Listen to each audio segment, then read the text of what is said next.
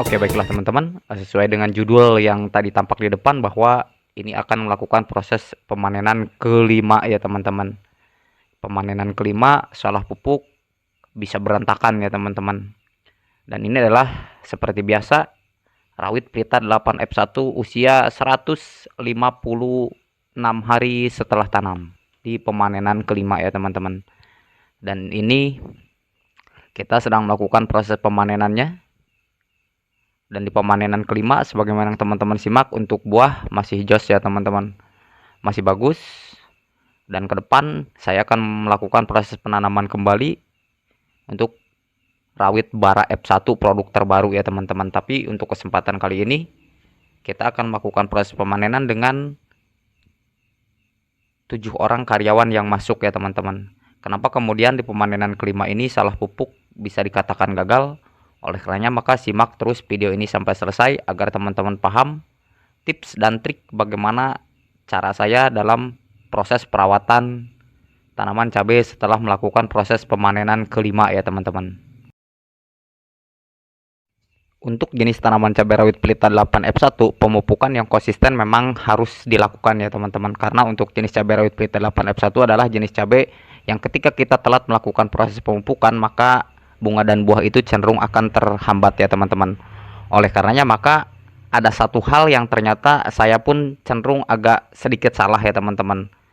Saya mengacu pada perkembangan cuaca yang nampak di daerah saya adalah sekarang musim hujan.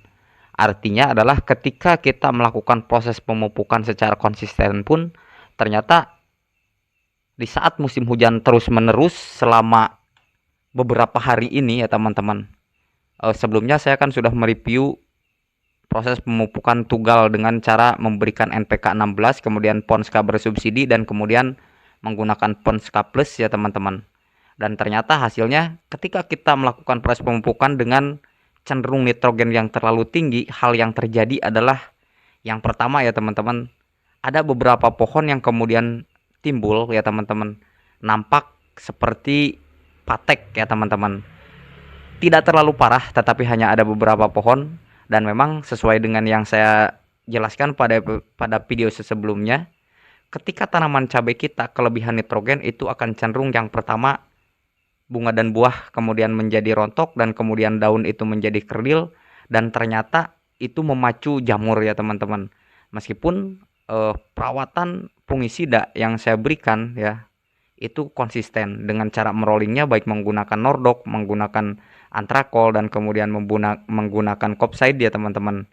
Kemudian Zagrizeb atau Mancozeb, tetapi tetap saja sebagaimana yang telah saya jelaskan bahwa penyakit tanaman cabai yang paling menakutkan adalah ketika terjadinya patek ya teman-teman.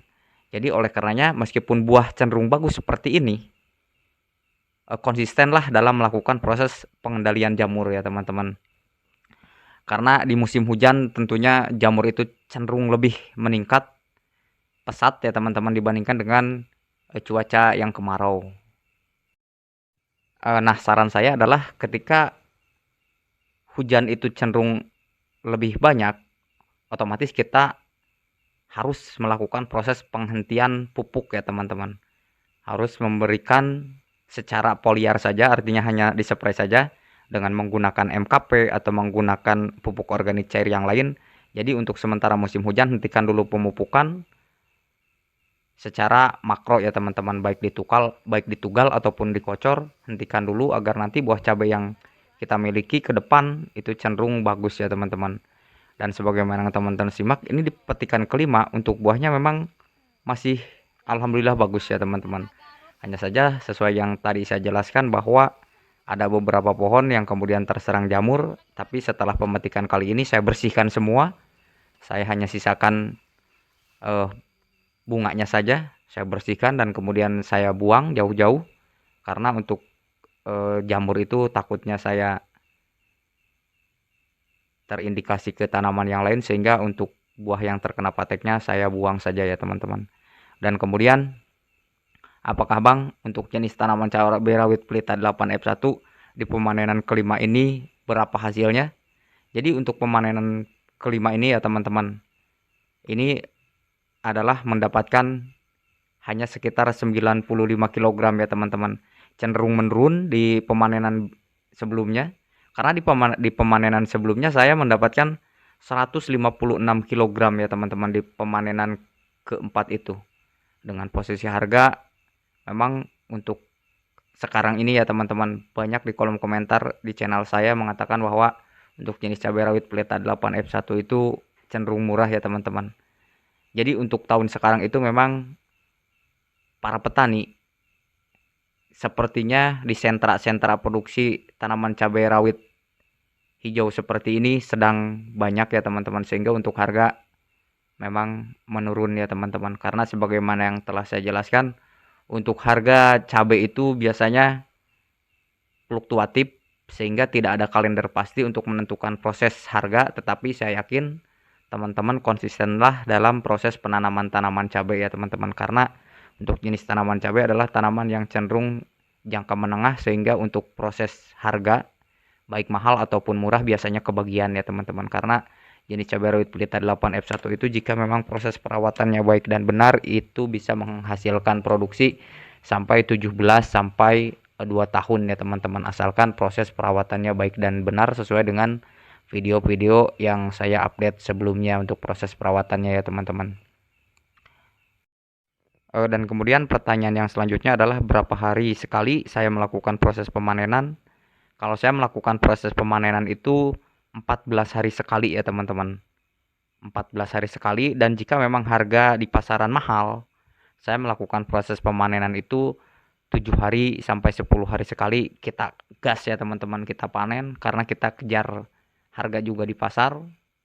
Dan kemudian jika memang posisi harganya bagus, ya memang harapan kita seperti itu, sehingga untuk proses pemanennya pun kita percepat ya teman-teman.